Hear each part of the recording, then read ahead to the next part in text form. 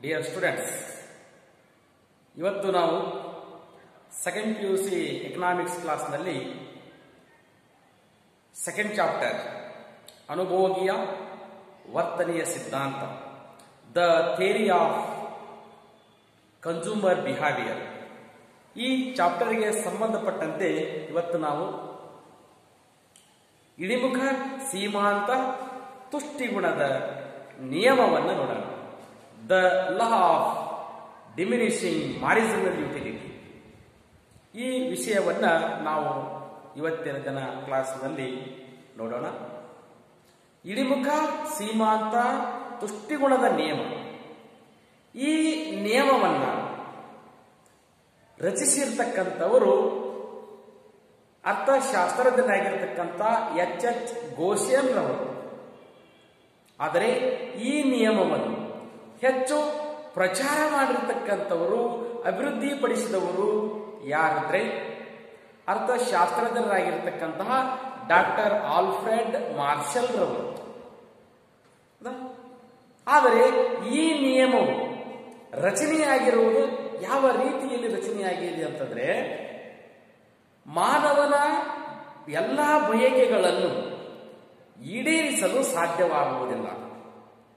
ಆದರೆ ಯಾವುದಾದರೂ ಒಂದು ನಿರ್ದಿಷ್ಟ ಬಯಕೆಯನ್ನು ಪೂರ್ತಿಯಾಗಿ ಈಡೇರಿಸಬಹುದು ಎಂಬ ಲಕ್ಷಣದ ಆಧಾರದ ಮೇಲೆ ಈ ನಿಯಮವನ್ನು ರಚನೆ ಮಾಡಲಾಗಿದೆ.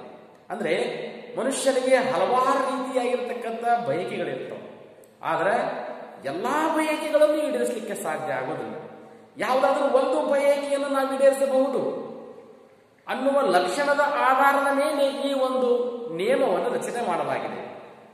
ಅಂದ್ರೆ ಮನುಷ್ಯರಿಗೆ ಹಲವಾರು ರೀತಿಯಾಗಿರ್ತಕ್ಕಂಥ ಬಯಕೆಗಳು, ಒಂದು ಬಯಕೆ ಈಡೇರಿದ ಮರುಕ್ಷಣ ಇನ್ನೊಂದು ಬಯಕೆ ಏನಪ್ಪಾ ಅಂತ ಉಂಟಾಗ್ತದೆ. ಆದ್ರೆ ಯಾವುದಾದ್ರೂ ಒಂದು ಬಯಕೆಯನ್ನು ಪೂರ್ತಿಯಾಗಿ ಈಡೇರಿಸಬಹುದು. ನನಗೆ ನೀರು ಕುಡಿಬೇಕು ಅನ್ನುವಂತ ಬಯಕೆ ಅನಿಸ್ತದೆ, ನೀರು ಎಷ್ಟು ಕುಡಿಲಿಕ್ಕೆ ಸಾಧ್ಯದ? ಆ ನೀರು ಕುಡಿಯುವ ಬಯಕೆಯನ್ನು ಪೂರ್ತಿಯಾಗಿ ಈಡೇರಿಸಿಕೊಳ್ಳಬಹುದಲ್ಲ? ಹೀಗೆ ಈ ಒಂದು ಲಕ್ಷಣದ ಆಧಾರದ ಮೇಲೆ ಈ ನಿಯಮವನ್ನು ರಚನೆ ಮಾಡಲಾಗಿದೆ. ಹಾಗಾದ್ರೆ ಈ ಇಳಿಮುಖ ಸೀಮಾಂತ ತುಷ್ಟಿಗುಣದ ನಿಯಮ ಏನು ಹೇಳುತ್ತದೆ? ನಿಯಮ ಒಂದು ನಿರ್ದಿಷ್ಟ ಅವಧಿಯಲ್ಲಿ ಒಂದು ಸರಕಿನ ಘಟಕಗಳನ್ನು ಒಂದಾದ ಮೇಲೊಂದರಂತೆ ಅನುಭೋಗಿಸುತ್ತಾ ಹೋದಂತೆ ಪ್ರತಿ ಹೆಚ್ಚುವರಿ ಘಟಕಗಳಿಂದ ದೊರೆಯುವ ತುಷ್ಟಿಗುಣ ಏನಾಗ್ತಾ ಹೋಗುತ್ತದೆ? ಕಡಿಮೆಯಾಗುತ್ತಾ ಹೋಗುತ್ತದೆ, ಇಳಿಮುಖವಾಗುತ್ತಾ ಹೋಗುತ್ತದೆ ಎನ್ನುವುದು ಈ ನಿಯಮ ಹೇಳುತ್ತದೆ. ಇಳಿಮುಖ ಸೀಮಾಂತ ತುಷ್ಟಿಗುಣದ ನಿಯಮ ಏನು ಹೇಳ್ತದೆ ಅಂತಂದ್ರೆ, ಒಂದು ನಿರ್ದಿಷ್ಟ ಅವಧಿಯಲ್ಲಿ ಒಂದು ಸರಕಿನ ವಿವಿಧ ಘಟಕಗಳನ್ನು ಒಂದಾದ ಮೇಲೊಂದರಂತೆ ಅನುಭೋಗಿಸುತ್ತಾ ಹೋದಂತೆ ಪ್ರತಿ ಹೆಚ್ಚುವರಿ ಘಟಕಗಳಿಂದ ಸಿಗುವ ತುಷ್ಟಿಗುಣ ಏನಾಗ್ತಾ ಹೋಗುತ್ತದೆ? ಕಡಿಮೆಯಾಗುತ್ತಾ ಹೋಗುತ್ತದೆ, ಇಳಿಮುಖವಾಗುತ್ತಾ ಹೋಗುತ್ತದೆ ಎನ್ನುವುದು ಇದು ನಿಯಮ. ಅಂದ್ರೆ ಒಂದು ಸರಕಿನ ಘಟಕಗಳನ್ನ ಅನುಭೋಗಿ ಏನ್ ಮಾಡ್ತಾನಪ್ಪ ಅಂತಂದ್ರೆ, ಒಂದ ಮೇಲಾದ ನಂತರ ಇನ್ನೊಂದನ್ನು ಅನುಭವಿಸ್ತಾ ಹೋಗ್ತಾನೆ. ಅನುಭೋಗಿಸುವ ಸರಕಿನ ಘಟಕಗಳ ಸಂಖ್ಯೆ ಏನಾಗ್ತದೆ? ಹೆಚ್ಚಾಗ್ತಾ ಹೆಚ್ಚಾಗ್ತಾ ಹೆಚ್ಚಾಗ್ತಾ ಹೋಗ್ತದೆ. ತುಷ್ಟಿಗುಣ ಏನಾಗ್ತದೆ? ಪ್ರತಿಯೊಂದು ಸರಕನ್ನ ಅನುಭವಿಸಿದಾಗ ಸಿಗುವ ತುಷ್ಟಿಗುಣ ಏನಾಗ್ತಾ ಹೋಗ್ತದೆ? ಪ್ರಾರಂಭದಲ್ಲಿ ಹೆಚ್ಚಿರ್ತದೆ, ಆಮೇಲೆ ಏನಾಗ್ತದೆ? ಕಡಿಮೆ ಆಗ್ತಾ ಕಡಿಮೆ ಆಗ್ತಾ ಕಡಿಮೆ ಆಗ್ತಾ ಹೋಗುತ್ತದೆ ಎನ್ನುವುದು ಈ ಒಂದು ಇಳಿಮುಖ ಸೀಮಾಂತ ತುಷ್ಟಿಗುಣದ ನಿಯಮ. ಹಾಗಾದರೆ ಈ ನಿಯಮವನ್ನು ಅರ್ಥಶಾಸ್ತ್ರಜ್ಞರು ಕೆಲವು ಕಲ್ಪನೆಗಳ ಮೂಲಕ ಈ ನಿಯಮವನ್ನು ರಚನೆ ಮಾಡಿದ್ದಾರೆ. ಹಾಗಾದ್ರೆ ಕಲ್ಪನೆಗಳು ಏನು? ಯಾವ್ಯಾವ ರೀತಿಯ ಕಲ್ಪನೆಗಳು ಅದಾವು ಅಂತಂದ್ರೆ, ಫಸ್ಟ್ ಒನ್, ಅನುಭೋಗವು ನಿರಂತರವಾಗಿರಬೇಕು. ಹೌದಾ? ನಾವು ಅನುಭೋಗಿಯನ್ನ ಕರಿತೀವಿ, ಪ್ರಯೋಗ ಮಾಡ್ತಾ ಇದ್ದೀವಿ ಅಂದ ಮೇಲೆ ಆ ಸರಕಿನ ಘಟಕಗಳು ಏನಾಗಿರಬೇಕು? ಅನುಭೋಗ, ಸರಕಿನ ಘಟಕಗಳ ಅನುಭೋಗ ಏನಾಗಿರಬೇಕು? ನಿರಂತರವಾಗಿರಬೇಕು. ಅಂದ್ರೆ ಒಂದಾದ ಮೇಲೊಂದರಂತೆ ಆ ಸರಕಿನ ಘಟಕಗಳನ್ನು ಅನುಭವಿಸ್ತಾ ಹೋಗಬೇಕು. ಆದ್ದರಿಂದ ಅನುಭೋಗವು ನಿರಂತರವಾಗಿರಬೇಕು. ನೆಕ್ಸ್ಟ್ ಸೆಕೆಂಡ್ ಒನ್ ಏನದಪ್ಪ ಅಂತಂದ್ರೆ, ಅನುಭೋಗಿಸಲು ಇರುವ ಸರಕಿನ ಘಟಕಗಳು ಏನು ಸರಕಿನ ಘಟಕಗಳನ್ನು ನಾವು ಅನುಭವಿಸುವುದಕ್ಕೆ ಇಟ್ಟಿದ್ದೇವಲ್ಲ, ಆ ಸರಕಿನ ಘಟಕಗಳ ಆಕಾರ, ಬಣ್ಣ, ರುಚಿ, ವಾಸನೆ ಏನಾಗಿರಬೇಕು? ಒಂದೇ ರೀತಿಯಾಗಿರಬೇಕು. ಅನುಭವಿಸುವ ಸರಕಿನ ಘಟಕಗಳು ಏನೋ ಒಂದು ಸರಕನ್ನ, ಒಂದು ವಸ್ತುವನ್ನ ತೆಗೆದುಕೊಂಡ್ಬಂದು ನಾವೇನಪ್ಪ ಅಂದ್ರೆ ಅನುಭೋಗಿ ಅಂತ ಇಟ್ಟೇವಿ ಅಂದ ಮೇಲೆ ಆ ಸರಕಿನ ಘಟಕಗಳು ಏನಾಗಿರಬೇಕು? ಒಂದೇ ಆಗಿರಬೇಕು. ಅಂದ್ರೆ ಏನು? ಅವುಗಳ ಬಣ್ಣ ಇರಬಹುದು, ಅವುಗಳ ಆಕಾರ ಇರಬಹುದು, ಅವುಗಳ ರುಚಿ ಇರಬಹುದು, ಅವುಗಳ ವಾಸನೆ ಒಂದೇ ರೀತಿಯೊಳಗಿರಬೇಕು. ಅನುಭೋಗಿಯು ಅನುಭವಿಸುವುದಕ್ಕೆ ಬಂದಾಗ ಅವನಿಗೆ ಚಾಯ್ಸ್ ಮಾಡ್ಕೊಳ್ಳೋದಕ್ಕೆ ಅವಕಾಶನೇ ಸಿಗಬಾರದು. ಇದನ್ನು ಬಿಟ್ಟು ಅದನ್ನು ತಗೋಬೇಕು, ಅದನ್ನು ಬಿಟ್ಟರೆ ಇದನ್ನು ತಗೋಬೇಕು ಅನ್ನುವಂಥ ಅವಕಾಶವೇ ಸಿಗಬಾರದು. ಹಾಗಾಗಿ ಅನುಭವಿಸುವ ಸರಕಿನ ಘಟಕಗಳು ಏನಾಗಿರಬೇಕು ಅಂದ್ರೆ ಒಂದೇ ರೀತಿಯಾಗಿರಬೇಕು. ಅಂದ್ರೆ ಅದರ ಬಣ್ಣ, ಆಕಾರ, ರುಚಿ, ವಾಸನೆಯಲ್ಲಿ ಒಂದೇ ರೀತಿಯಾಗಿರಬೇಕು. ಎಷ್ಟು ಇನ್ನೊಂದು ಕಲ್ಪನೆ ಏನು ಅಂತಂದ್ರೆ, ತುಷ್ಟಿಗುಣವನ್ನು ಸಂಖ್ಯಾಸೂಚಕ ವಿಧಾನವನ್ನು ಬಳಸಿಕೊಂಡು ಮಾಪನ ಮಾಡಲಾಗುತ್ತದೆ.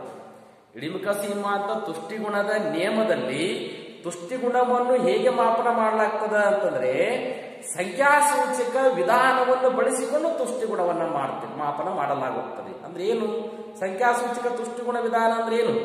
ಅನುಭೋಗಿಯು ಅನುಭೋಗಿಸುವ ಸರಕಿನ ಘಟಕಗಳಿಗೆ 1, 2, 3, 4, 5 ಇತ್ಯಾದಿ ಸಂಖ್ಯೆಗಳನ್ನು ನೀಡಿ ತುಷ್ಟಿಗುಣವನ್ನು ಮಾಪನ ಮಾಡುವ ವಿಧಾನಕ್ಕೆ ನಾವು ಸಂಖ್ಯಾಸೂಚಕ ತುಷ್ಟಿಗುಣ ವಿಧಾನ ಅಂತ ಕರಿತೀವಿ. ಆದ್ದರಿಂದ ಇಳಿಮುಖ ಸೀಮಾಂತ ತುಷ್ಟಿಗುಣದ ನಿಯಮದಲ್ಲಿ ಅನುಭೋಗಿಯು ಪಡೆಯುವ ತುಷ್ಟಿಗುಣವನ್ನು ನಾವು ಸಂಖ್ಯೆಗಳ ಮೂಲಕ ಮಾಪನ ಮಾಡೋದ್ರಿಂದ ನಾವಿದು ಬಳಸಿಕೊಳ್ಳತಕ್ಕಂಥ ವಿಧಾನ ಯಾವುದು ಅಂದ್ರೆ ಸಂಖ್ಯಾಸೂಚಕ ತುಷ್ಟಿಗುಣ ವಿಧಾನವನ್ನು ಬಳಸಿಕೊಳ್ತೇವೆ. ಓಕೆ, ಇನ್ನೊಂದು ಕಲ್ಪನೆ ಯಾವುದು ಅಂತಂದ್ರೆ, ಅನುಭೋಗಿಯು ಆರೋಗ್ಯವಂತನಾಗಿರಬೇಕು. ಹೌದಾ? ಒಂದು ಕಲ್ಪನೆ ಏನದಪ್ಪ ಅಂದ್ರೆ, ಅನುಭೋಗಿ ಹೇಗಿರಬೇಕು? ಆರೋಗ್ಯವಂತನಾಗಿರ್ಬೇಕು. ಯಾವ ಅನುಭೋಗಿಯನ್ನು ನಾವು ಕರೆದು ಪ್ರಯೋಗವನ್ನು ಮಾಡ್ತಾ ಇದ್ದೇವಲ್ಲ, ಅವನು ಒಂದಾದ ಮೇಲೊಂದರನ್ನೇ ಅನುಭವಿಸೋದಕ್ಕೆ ನಾವೇನು ಹೇಳ್ತೇವಲ್ಲ, ಆ ಅನುಭೋಗಿ ಹೇಗಿರಬೇಕು ಅಂತಂದ್ರೆ ಆರೋಗ್ಯವಂತನಾಗಿರಬೇಕು ಅಂತಕ್ಕಂಥ. ಇಲ್ಲ ಅಂದ್ರೆ ಆರೋಗ್ಯ ಸರಿ ಇಲ್ಲ ಅಂತಂದ್ರೆ ಅವನು ಮೊದಲನೇ ಹಣ್ಣನ್ನು ತಿಂದಾಗ ಅವನಿಗೆ ಏನಪ್ಪಾ ಅಂದ್ರೆ ತುಷ್ಟಿಗುಣ ಸಿಗದೇ ಇರಬಹುದು. ಒಂದು ಸಲ ಏನ್ ಮಾಡಬಹುದು, ಹೆಚ್ಚು ಸಿಗಬಹುದು, ಕಹಿ ಅಂತ ಅನಿಸಬಹುದು. ಹಾಗಾಗಿ ಈ ರೀತಿಯಲ್ಲಿ ಅನಾರೋಗ್ಯ ವ್ಯಕ್ತಿ ಇದ್ದಾಗ ತುಷ್ಟಿಗುಣವನ್ನ ಮಾಪನ ಮಾಡಕ್ ಬರುವುದಿಲ್ಲ. ಹಾಗಾಗಿ ಆರೋಗ್ಯವಂತ ಅನುಭೋಗಿ ಇರಬೇಕು. ಅಂದಾಗ ನಾವು ತುಷ್ಟಿಗುಣವನ್ನ ತಿಳಿಲಿಕ್ಕೆ ಸಾಧ್ಯ ಆಗ್ತದ ಅಂತಕ್ಕಂಥ ಇಷ್ಟು ನಮಗೆ ಈ ನಿಯಮಕ್ಕೆ ಸಂಬಂಧಪಟ್ಟಿರ್ತಕ್ಕಂತಹ ಕಲ್ಪನೆಗಳು. ಓಕೆ, ನೆಕ್ಸ್ಟ್ ಈ ಒಂದು ನಿಯಮವನ್ನು ಒಂದು ಎಕ್ಸಾಂಪಲ್ ಮೂಲಕ ನಾವು ನೋಡೋಣ. ಒಂದು ಎಕ್ಸಾಂಪಲ್, ಹೌದಾ? ಒಬ್ಬ ಅನುಭೋಗಿ ಬಹಳಷ್ಟು ಹಸಿವಾಗಿರುತ್ತದೆ. ಅಲ್ಲೇನಪ್ಪಾ ಅಂದ್ರೆ ಕಿತ್ತಳೆ ಹಣ್ಣನ್ನು ತಿನ್ನಬೇಕು ಅಂತ ಅನಿಸ್ತದೆ ಅವನಿಗೆ. ಅದಕ್ಕಾಗಿ ನಾವು ಅಲ್ಲಿ ಏನ್ ಮಾಡಿರ್ತೇವೆ ಅಂತಂದ್ರೆ 5 ಕಿತ್ತಳೆ ಹಣ್ಣುಗಳನ್ನು ಇಟ್ಟಿರ್ತೀವಿ. 5 ಕಿತ್ತಳೆ ಹಣ್ಣುಗಳನ್ನು ಇಟ್ಟಿರ್ತೀವಿ. ಅವ ಏನ್ ಮಾಡಬೇಕು ಅಂತಂದ್ರೆ ಅದನ್ನ ಒಂದಾದ ಮೇಲೊಂದರಂತೆ ಅನುಭವಿಸ್ಬೇಕು. ಹಸುವಾಗಿರ್ತಕ್ಕಂತಹ ಒಬ್ಬ ಅನುಭೋಗಿಯನ್ನ ಕರಿತೀವಿ. ಅವಾಗ ಇವನಿಗೆ ಬಹಳಷ್ಟು ಹಸುವಾಗಿರ್ತದೆ. ಅವಾಗ ಬಂದವನು ಏನ್ ಮಾಡ್ತಾನಪ್ಪ ಅಂತಂದ್ರ ಒಂದು ಕಿತ್ತಳೆ ಹಣ್ಣನ್ನು ಅನುಭವಿಸ್ತಾನೆ. ನಂತರ ಇನ್ನೊಂದು ಕಿತ್ತಳೆ ಹಣ್ಣನ್ನ ತೆಗೆದುಕೊಳ್ಳುವ ವೇಳೆಗೆ ಅವನ ಬಯಕೆಯ ತೀವ್ರತೆ ಏನಾಗಿರ್ತದ? ಕಡಿಮೆಯಾಗಿರ್ತದೆ. ಯಾಕಂದ್ರೆ ಮೊದಲನೇ ಹಣ್ಣನ್ನು ಅವನು ಅನುಭವಿಸುವಾಗ ಇರತಕ್ಕಂತಹ ಒಂದು ಆತುರ, ತೀವ್ರತೆ, ಅವನ ಬಯಕೆಯ ತೀವ್ರತೆ ಒಮ್ಮೆ ಎಷ್ಟು ಯಾವ ರೀತಿಯಲ್ಲಿ ತೀವ್ರವಾಗಿ ಬಂದು ಅದನ್ನು ಯಾವ ರೀತಿಯಲ್ಲಿ ತೆಗೆದುಕೊಳ್ತಾನೋ, ಅನುಭವಿಸ್ತಾನೋ, ಆ ರೀತಿಯ ತೀವ್ರತೆ ಎರಡನೇ ಹಣ್ಣನ್ನು ತಿನ್ನುವಾಗಿರುವುದಿಲ್ಲ. ಎಷ್ಟು ಮೂರನೇ ಹಣ್ಣನ್ನು ತಿನ್ನಬೇಕಾದರೂ ಆ ಬಯಕೆಯ ತೀವ್ರತೆ ಇನ್ನೂ ಕಡಿಮೆ ಆಗ್ತದೆ. 4ನೇ ಹಣ್ಣನ್ನು ಅನುಭವಿಸುವಾಗ ಇನ್ನೂ ಕಡಿಮೆ ಆಗ್ತದೆ. 5ನೇ ಹಣ್ಣನ್ನು ಅನುಭವಿಸುವಾಗ ಇನ್ನೂ ಕಡಿಮೆ ಆಗ್ತಾ ಹೋಗುತ್ತದೆ. ಓಕೆ, ಇದನ್ನ ನಾವು ಏನಪ್ಪಾ ಅಂತಂದ್ರೆ ಇಲ್ಲಿ ಕೋಷ್ಟಕದಲ್ಲಿ ನೋಡ್ತಾ ಇದ್ದೀವಿ. ಕೋಷ್ಟಕದಲ್ಲಿ ನಾವು ಇಲ್ಲಿ ಕಿತ್ತಳೆ ಹಣ್ಣಿನ ಅನುಭವಿಸುವ ಕಿತ್ತಳೆ ಹಣ್ಣುಗಳ ಸಂಖ್ಯೆಯನ್ನ, ನೆಕ್ಸ್ಟ್ ಒಟ್ಟು ತುಷ್ಟಿಗುಣ TU, ಟೋಟಲ್ ಯುಟಿಲಿಟಿ, ನೆಕ್ಸ್ಟ್ ಕಾಲಂನಲ್ಲಿ MU, ಮಾರ್ಜಿನಲ್ ಯುಟಿಲಿಟಿ, ಸೀಮಾಂತ ತುಷ್ಟಿಗುಣವನ್ನ ನಾವೇನಪ್ಪ ಅಂದ್ರೆ ಕಾಲಂ ಒಳಗೆ ನೋಡ್ತಾ ಇದ್ದೀವಿ. ಓಕೆ, ಈಗಾಗಲೇ ನಿಮ್ಗೆ ಒಟ್ಟು ತುಷ್ಟಿಗುಣ ಅಂದ್ರೆ ಏನು, ಸೀಮಾಂತ ತುಷ್ಟಿಗುಣ ಅಂದ್ರೆ ಏನಂತಕ್ಕಂಥದ್ದನ್ನು ಹೇಳಿದೆ. ಒಟ್ಟು ತುಷ್ಟಿಗುಣ ಅಂದ್ರೆ ಏನು? ಒಂದು ನಿರ್ದಿಷ್ಟ ಅವಧಿಯಲ್ಲಿ ಒಂದು ಸರಕಿನ ಎಲ್ಲ ಘಟಕಗಳನ್ನು ಅನುಭವಿಸಿದಾಗ ಸಿಗುವ ತುಷ್ಟಿಗುಣ ಒಟ್ಟು ತುಷ್ಟಿಗುಣ. ಸೀಮಾಂತ ತುಷ್ಟಿಗುಣ ಅಂದ್ರೆ ಏನು? ಮಾರ್ಜಿನಲಿಟಿ. ಒಂದು ನಿರ್ದಿಷ್ಟ ಅವಧಿಯಲ್ಲಿ ಒಂದು ಸರಕಿನ ಹೆಚ್ಚುವರಿ ಘಟಕವನ್ನು ಅನುಭವಿಸಿದಾಗ ಸಿಗುವಂತದ್ದು ಸೀಮಾಂತ ತುಷ್ಟಿಗುಣ. ಹೀಗಾಗಿ ಇಳಿಮುಖ ಸೀಮಾಂತ ತುಷ್ಟಿಗುಣ ನಿಯಮದಲ್ಲಿ ನಾವು ಈ ಕೋಷ್ಟಕವನ್ನು ನೋಡ್ತಾ ಇದ್ದೇವೆ. ಹಾಗಾಗಿ ಮೊದಲನೇ ಕಾಲಂದಲ್ಲಿ ನಾವು ಅನುಭವಿಸಿದ ಕಿತ್ತಳೆ ಹಣ್ಣುಗಳ ಸಂಖ್ಯೆ ಅಂದ್ರೆ 6 ಕಿತ್ತಳೆ ಹಣ್ಣುಗಳನ್ನ ನಾವು ತೆಗೆದುಕೊಂಡೆವು. 1 2 3 4 5 6. ಹೌದಾ? ಮೊದಲನೇ ಕಿತ್ತಳೆ ಹಣ್ಣನ್ನು ಅನುಭವಿಸಿದಾಗ ಅನುಭೋಗಿಯು ಪಡೆಯುವ ಒಟ್ಟು ತುಷ್ಟಿಗುಣ 12 ಘಟಕಗಳಷ್ಟು ತುಷ್ಟಿಗುಣವನ್ನ ಪಡೀತಾರೆ. ಸೀಮಾಂತ ತುಷ್ಟಿಗುಣವೂ ಸಹ 12 ಘಟಕಗಳಷ್ಟು ಇರ್ತದೆ. ಹೀಗೆ ಎರಡನೇ ಕಿತ್ತಳೆ ಹಣ್ಣನ್ನು ಅನುಭವಿಸಿದಾಗ ಒಟ್ಟು ತುಷ್ಟಿಗುಣ ಎಷ್ಟು ಹೆಚ್ಚಾಗ್ತದೆ ಅಂತಂದ್ರೆ 18 ಘಟಕಗಳಷ್ಟು ತುಷ್ಟಿಗುಣ ಹೆಚ್ಚಾಗ್ತದೆ. 18 ಘಟಕಗಳಷ್ಟು ತುಷ್ಟಿಗುಣ ಹೆಚ್ಚಾಗ್ತದೆ.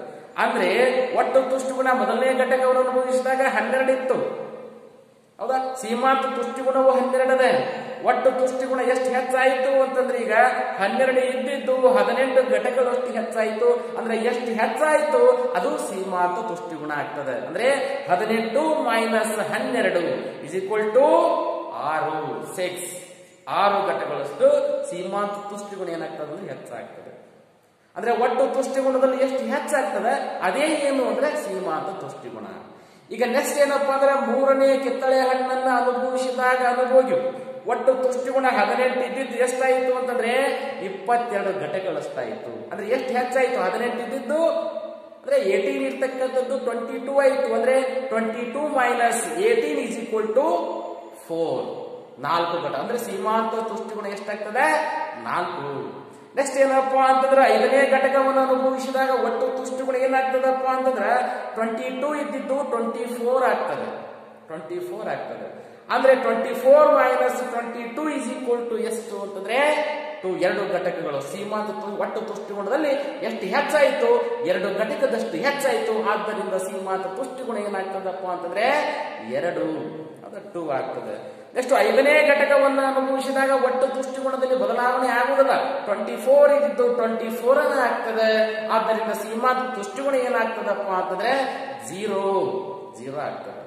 ನೆಕ್ಸ್ಟ್ 6ನೇ ಘಟಕವನ್ನು ಅನುಭವಿಸಿದಾಗ ಒಟ್ಟು ತುಷ್ಟಿಗುಣದಲ್ಲಾದ ಬದಲಾವಣೆ ಎಷ್ಟಾಗ್ತದೆ? 24 ಇದ್ದಿದ್ದು 22 ಆಗ್ತದೆ, ಕಡಿಮೆ ಆಗ್ತದೆ. ಆದ್ದರಿಂದ 22 ಮೈನಸ್ 24 ಇಸ್ ಈಕ್ವಲ್ ಟು -2. ಇದು ಸೀಮಾಂತ ತುಷ್ಟಿಗುಣದಲ್ಲಿ. ಹೀಗೆ ಅನುಭವಿಸಿದ ಕಿತ್ತಳೆ ಹಣ್ಣುಗಳ ಸಂಖ್ಯೆ ಹೆಚ್ಚಾಗ್ತಾ ಹೋಗ್ತದೆ. ಒಟ್ಟು ತುಷ್ಟಿಗುಣ ಏರಿಕೆಯಾಗುತ್ತಾ ಹೋಗಿ ಮತ್ತೆ ಇಳಿಮುಖವಾಗ್ತದೆ. ಸೀಮಾಂತ ತುಷ್ಟಿಗುಣ ಏನಾಗ್ತದೆ? ಅನುಭವಿಸಿದ ಸರಕಿನ ಘಟಕಗಳ ಸಂಖ್ಯೆ ಹೆಚ್ಚಾಗ್ತಾ ಹೋಗ್ತದೆ, ಕಿತ್ತಳೆ ಹಣ್ಣುಗಳ ಸಂಖ್ಯೆ. ಆದ್ರೆ ಸೀಮಾಂತ ತುಷ್ಟಿಗುಣ ಏನಾಗ್ತದೆ? ಕಡಿಮೆ ಆಗ್ತಾ ಹೋಗ್ತದೆ. 0 ಆಗ್ತದೆ, ಮೈನಸ್ ಆಗ್ತದೆ. ಓಕೆ, ನಾವು ಈ ಕೋಷ್ಟಕವನ್ನ ಒಂದು ರೇಖಾಚಿತ್ರದ ಮೂಲಕ ನೋಡೋಣ.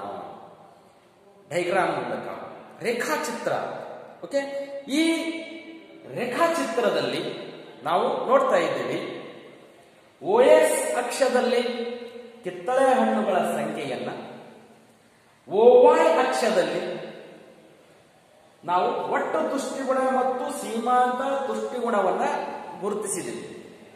ಓಕೆ, ಈ ರೇಖಾಚಿತ್ರದಲ್ಲಿ ನಾವು ಒಟ್ಟು ತುಷ್ಟಿಗುಣದ ರೇಖೆಯನ್ನು ನೋಡೋಣ.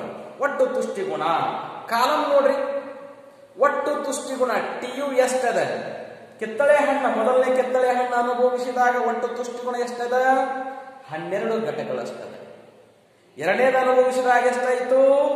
18 ಆಯಿತು, 18. ಮೂರನೇದು ಅನುಭವಿಸಿದಾಗ ಎಷ್ಟಾಯಿತು? 22 ಆಯಿತು, ಗುರುತಿಸ್ಬೇಕು. ನೆಕ್ಸ್ಟ್ 4ನೇದು ಅನುಭವಿಸಿದಾಗ ಎಷ್ಟಾಯಿತು? 24 ಆಯಿತು. ನೆಕ್ಸ್ಟ್ 5ನೇ ಕಿತ್ತಳೆ ಹಣ್ಣನ್ನು ಅನುಭವಿಸಿದಾಗ ಎಷ್ಟದ? ಅಷ್ಟೇ ಅದ, 24 ಅದ. ನೆಕ್ಸ್ಟ್ 6ನೇ ಘಟಕವನ್ನು ಅನುಭವಿಸಿದಾಗ ಎಷ್ಟಾಯಿತು? ಕಡಿಮೆ ಆಯಿತು, 22 ಆಯಿತು. ಓಕೆ, ಇದನ್ನು ನಾವು ಈ ರೀತಿಯಲ್ಲಿ ನಾವು ಒಟ್ಟು ತುಷ್ಟಿಗುಣದ ರೇಖೆಯನ್ನ ನಾವು ಏನಪ್ಪಾ ಅಂದ್ರೆ ರಚನೆ ಮಾಡ್ತೇವೆ. ಒಟ್ಟು ತುಷ್ಟಿಗುಣದ ರೇಖೆ. TU total utility curve. Okay, ಇನ್ನು ನೆಕ್ಸ್ಟ್ ನಾವು ಸೀಮಾಂತ ತುಷ್ಟಿಗುಣದ ರೇಖೆಯನ್ನು ಹಾಕೋಣ. ಓಕೆ, ಇಲ್ಲ ಸೀಮಾಂತ ತುಷ್ಟಿಗುಣದ ರೇಖೆ ಕಾಲಂ ನೋಡ್ಕೊಳ್ಳಿ, ಕೋಷ್ಟಕವನ್ನು ನೋಡ್ರಿ. ಕೋಷ್ಟಕದಲ್ಲಿ ಮೊದಲನೇ ಕಿತ್ತಳೆ ಹಣ್ಣು ಅನುಭವಿಸಿದಾಗ ಸೀಮಾಂತ ತುಷ್ಟಿಗುಣ ಎಷ್ಟದ? 12 ಅದ. ಹೌದಾ? 12 ಅದ. ನೆಕ್ಸ್ಟ್ ಏನಪ್ಪಾ ಅಂತಂದ್ರೆ ಎರಡನೇ ಘಟಕವನ್ನು ಅನುಭವಿಸಿದಾಗ 6 ಅದ. ನೆಕ್ಸ್ಟ್ ಮೂರನೇ ಘಟಕವನ್ನು ಅನುಭವಿಸಿದಾಗ 4 ಅದ. ನಾಲ್ಕನೇ ಘಟಕವನ್ನು ಅನುಭವಿಸಿದಾಗ 2 ಆಗ್ತದೆ. ನೆಕ್ಸ್ಟ್ ಐದನೇ ಘಟಕವನ್ನು ಅನುಭವಿಸಿದಾಗ 0 ಆಗ್ತದೆ. ಆರನೇ ಘಟಕವನ್ನು ಅನುಭವಿಸಿದಾಗ ಸೀಮಾಂತ ತುಷ್ಟಿಗುಣ ಏನಾಗ್ತದಪ್ಪ ಅಂದ್ರೆ ಕೆಳಗೆ ಬರ್ತದೆ ರೇಖೆ, -2 ಆಗ್ತದೆ. ಓಕೆ, ಈ ಬಿಂದುಗಳನ್ನು ನಾವು ಕೂಡಿಸ್ಬೇಕು. ಈ ಬಿಂದುಗಳನ್ನು ನಾವು ಕೂಡಿಸಿದಾಗ ನಮ್ಗೆ MU ಸೀಮಾಂತ ತುಷ್ಟಿಗುಣದ ರೇಖೆ ದೊರೀತದೆ. ಓಕೆ, ಮಧ್ಯದಲ್ಲಿ ನಾವು P ಮತ್ತು Q ಬಿಂದುಗಳನ್ನು ಗುರುತಿಸ್ತೇವೆ. P ಬಿಂದು ಮತ್ತು Q ಬಿಂದುಗಳನ್ನು ಗುರುತಿಸ್ತೇವೆ. ನಡುವೆ ಮಧ್ಯದಲ್ಲಿರ್ತಕ್ಕಂಥ ರೇಖೆ ಯಾಕೆ ಗುರುತಿಸಿದ್ದೇವೆ ಅನ್ನೋದನ್ನ ನಾವು ಎಕ್ಸ್ಪ್ಲನೇಷನ್ ಮಾಡೋಣ. ಈಗ ರೇಖಾಚಿತ್ರವನ್ನ ಎಕ್ಸ್ಪ್ಲನೇಷನ್ ವಿವರಣೆ. ಓಕೆ, ಫಸ್ಟ್ ಪಾಯಿಂಟ್, ಈ ಮೇಲಿನ ರೇಖಾಚಿತ್ರದಲ್ಲಿ OX ಅಕ್ಷದಲ್ಲಿ ಕಿತ್ತಳೆ ಹಣ್ಣುಗಳ ಸಂಖ್ಯೆಯನ್ನು, OY ಅಕ್ಷದಲ್ಲಿ ಒಟ್ಟು ತುಷ್ಟಿಗುಣ ಸೀಮಾಂತ ತುಷ್ಟಿಗುಣವನ್ನು ತೋರಿಸಲಾಗಿದೆ. ರೇಖಾಚಿತ್ರದಲ್ಲಿ TU ಇದು ಒಟ್ಟು ತುಷ್ಟಿಗುಣದ ರೇಖೆಯಾಗಿದ್ದು ಅನುಭೋಗಿಸಿದ ಕಿತ್ತಳೆ ಹಣ್ಣುಗಳ ಸಂಖ್ಯೆ ಹೆಚ್ಚಾದಂತೆ 1 2 3 4 ಹೆಚ್ಚುತ್ತಾ ಹೋಗ್ತದೆ. ಒಟ್ಟು ತುಷ್ಟಿಗುಣದ ರೇಖೆ ಏನಾಗ್ತಾ ಹೋಗ್ತಾ ಇದೆ? ಏರಿಕೆಯಾಗುತ್ತಾ ಹೋಗುತ್ತದೆ. ಒಂದು ಹಂತದಲ್ಲಿ ಏನಾಗ್ತದಪ್ಪ ಅಂದ್ರೆ ಸ್ಥಿರವಾಗ್ತದೆ. ಗರಿಷ್ಠ ಮಟ್ಟವನ್ನು ತಲುಪಿದ ನಂತರ ಸ್ಥಿರವಾಗ್ತದೆ. ನಂತರ ಏನಪ್ಪಾ ಅಂದ್ರೆ ಇಳಿಮುಖ ಆಗ್ತದೆ. ನೆಕ್ಸ್ಟ್ ರೇಖಾಚಿತ್ರದಲ್ಲಿ MU ಇದು ಸೀಮಾಂತ ತುಷ್ಟಿಗುಣದ ರೇಖೆಯಾಗಿದ್ದು ಅನುಭೋಗಿಸಿದ ಕಿತ್ತಳೆ ಹಣ್ಣುಗಳ ಸಂಖ್ಯೆ ಹೆಚ್ಚಾಗ್ತಾ ಹೋಗ್ತದೆ. ಸೀಮಾಂತ ತುಷ್ಟಿಗುಣ ಏನಾಗ್ತಾ ಹೋಗ್ತದೆ? ರೇಖೆ ಇಳಿಮುಖವಾಗುತ್ತಾ ಹೋಗುತ್ತದೆ, ಶೂನ್ಯವಾಗ್ತದೆ, 0 ಆಗ್ತದೆ. ನೆಕ್ಸ್ಟ್ ಮೈನಸ್ ಆಗ್ತದೆ. ಓಕೆ, ನೆಕ್ಸ್ಟ್ ಪಾಯಿಂಟ್, ಒಟ್ಟು ತುಷ್ಟಿಗುಣವು P ಬಿಂದುವಿನಲ್ಲಿ ಗರಿಷ್ಠ ಮಟ್ಟವನ್ನು ತಲುಪಿದಾಗ ಸೀಮಾಂತ ತುಷ್ಟಿಗುಣವು Q ಬಿಂದುವಿನಲ್ಲಿ ಶೂನ್ಯವಾಗುತ್ತದೆ ಎಂದು ನಮಗೆ ತಿಳಿದು ಬರುತ್ತದೆ. ಓಕೆ, ಒಟ್ಟಾರೆಯಾಗಿ ಈ ಇಳಿಮುಖ ಸೀಮಾಂತ ತುಷ್ಟಿಗುಣವು ಏನನ್ನ ತಿಳಿಸುತ್ತದೆ? ಜನರ ಬಳಿ ಸರಕುಗಳ ಸಂಖ್ಯೆ ಹೆಚ್ಚಾದಂತೆ ಆ ಸರಕುಗಳಿಂದ ಪಡೆಯುವ ಪ್ರಯೋಜನ ಏನಾಗುತ್ತಾ ಹೋಗುತ್ತದೆ? ಕಡಿಮೆಯಾಗುತ್ತಾ ಹೋಗುತ್ತದೆ ಎನ್ನುವುದು ಈ ನಿಯಮ ಹೇಳ್ತದೆ. ಅಂದ್ರೆ ಯಾವುದೇ ವಸ್ತುಗಳು ನಮ್ಮ ಬಳಿ ಅಧಿಕವಿದ್ದಾಗ ಅದರಿಂದ ದೊರೆಯತಕ್ಕಂಥ ಪ್ರಯೋಜನ ಏನಾಗ್ತದಪ್ಪ ಅಂದ್ರೆ ಕಡಿಮೆ ಆಗ್ತಾ ಹೋಗ್ತದೆ. ಹೌದು, ಯಾವುದೇ ವಸ್ತುಗಳಿರಲಿ, ನಮ್ಮಲ್ಲಿ ಏನಪ್ಪಾ ಅಂತಂದ್ರ ಒಂದು 5 ಪೆನ್ ಇದ್ವು ಅಂತಂದ್ರೆ ಆ 5 ಪೆನ್ನುಗಳ ಏನಪ್ಪಾ ಅಂದ್ರೆ ಪ್ರಯೋಜನ ನಾವು ಕಡಿಮೆ ರೀತಿಯ ಪ್ರಯೋಜನ ಪಡ್ಕೊಂತೀವಿ. ಹೌದಾ? ಸಾಕಷ್ಟು ಏನಪ್ಪಾ ಅಂತಂದ್ರೆ ದಿನಂಪ್ರತಿ ಮನೆ ಏನಪ್ಪಾ ನೀರು ಬಿಡ್ತಿದ್ರು ಓಣಿ ಒಳಗ ಅಂತಂದ್ರೆ ನಾವೇನ್ ಮಾಡ್ತೀವಿ? ಹೆಂಗ್ ಬೇಕು ಹಂಗೆ ಬಳಸ್ತೀವಿ. ಅದೇ ವಾರಕ್ಕೊಂದ್ಸಲ ಬಿಡ್ತಿದ್ರು ನೀರು ಅಂತಂದ್ರೆ ನಾವು ಸರಿಯಾದ ರೂಪದಲ್ಲಿ ಬಳಕೆ ಮಾಡ್ಕೊಂತೀವಿ. ಹೀಗೆ ಯಾವುದೇ ವಸ್ತು ಇರಲಿ, ಇವತ್ತು ಹಣ ಸಹಿತ ಇರಲಿ, ನಮ್ಮ ಬಳಿಯಲ್ಲಿ ಕಡಿಮೆ ಹಣವಿದ್ದಾಗ ನಾವು ಹೆಚ್ಚು ಜಾಗ್ರತೆಯಿಂದ ಕಾಳಜಿಯಿಂದ ಬಳಸ್ಕೊಳ್ತೀವಿ. ಹೆಚ್ಚು ಇತ್ತು ಅಂತಂದ್ರೆ ನಾವು ಯಾವ ರೀತಿಯಲ್ಲಿ ಹೆಂಗ್ ಬೇಕು ಹಂಗೆ ಬಳಕೆ ಮಾಡ್ಕೊಳ್ತೀವಿ. ಆದ್ದರಿಂದ ಜನರ ಬಳಿಯಲ್ಲಿರುವ ಸರಕುಗಳ ಸಂಖ್ಯೆ ಹೆಚ್ಚಾದರೆ ಅವುಗಳಿಂದ ದೊರೆಯುವ ಪ್ರಯೋಜನ ಕಡಿಮೆ ಆಗ್ತಾ ಹೋಗುತ್ತದೆ. ಅವುಗಳಿಂದ ಪಡೆಯುವ ಪ್ರಯೋಜನ ಅಥವಾ ತುಷ್ಟಿಗುಣ ಕಡಿಮೆ ಆಗ್ತಾ ಹೋಗ್ತದೆ ಅಂತಕ್ಕಂಥ ನಮ್ಗೆ ತಿಳಿದು ಬರ್ತದೆ. ನೀವೇ ನೋಡ್ರಿ, ಫಸ್ಟ್ ಏನಪ್ಪಾ ಅಂದ್ರೆ ಮೊದಲನೇ ಫಸ್ಟ್ ಪೀರಿಯಡ್ ಬಹಳ ಏನಪ್ಪಾ ಅಂತಂದ್ರೆ ಇಂಟ್ರೆಸ್ಟ್ ಇಂದ ಬಂದಿರ್ತದೆ. ಮೊದಲನೆಯ ಪೀರಿಯಡ್ ಏನಾಗ್ತದಪ್ಪ ಅಂದ್ರೆ ಹೆಚ್ಚು ತುಷ್ಟಿಗುಣ ಇರ್ತದೆ, ಹೆಚ್ಚು ಆಸಕ್ತಿ ಇರ್ತದೆ, ತುಷ್ಟಿಗುಣ ಇರ್ತದೆ. ಎರಡನೇ ಪೀರಿಯಡ್ ಏನಪ್ಪಾ ಅಂದ್ರೆ ನಡೀತು ಅಂದ್ರೆ ತುಷ್ಟಿಗುಣ ಸ್ವಲ್ಪ ಕಡಿಮೆ ಆಗ್ತದೆ. ಮೂರನೇ ಪೀರಿಯಡ್ ನಡೀತು ಅಂತಂದ್ರೆ ಇನ್ನೂ ತುಷ್ಟಿಗುಣ ಕಡಿಮೆ ಆಗ್ತದೆ. ನಾಲ್ಕನೇ ಪೀರಿಯಡ್ ಯಾವಾಗ ಕಾಲೇಜ್ ಟೈಮ್ ಆಗ್ತದೆ, ಯಾವಾಗ ಬಿಡ್ತದೆ ಅನ್ನತಕ್ಕಂಥ ಭಾವನೆ ಬರ್ತದೆ. ಹೀಗೆ ಪ್ರಾರಂಭದಲ್ಲಿ ಹೆಚ್ಚು ತುಷ್ಟಿಗುಣ ಇರ್ತದೆ, ಬರ್ಬರ್ತಾ ತುಷ್ಟಿಗುಣ ಏನಾಗ್ತದಪ್ಪ ಅಂದ್ರೆ ಕಡಿಮೆ ಆಗ್ತಾ ಹೋಗ್ತದೆ ಅಂತಕ್ಕಂಥದ್ದು ಈ ಒಂದು ಏನಪ್ಪಾ ಅಂತ ನಮಗೆ ಇಳಿಮುಖ ಸೀಮಾಂತ ತುಷ್ಟಿಗುಣದ ನಿಯಮದಿಂದ ತಿಳಿದು ಬರ್ತದೆ. Okay, thank you.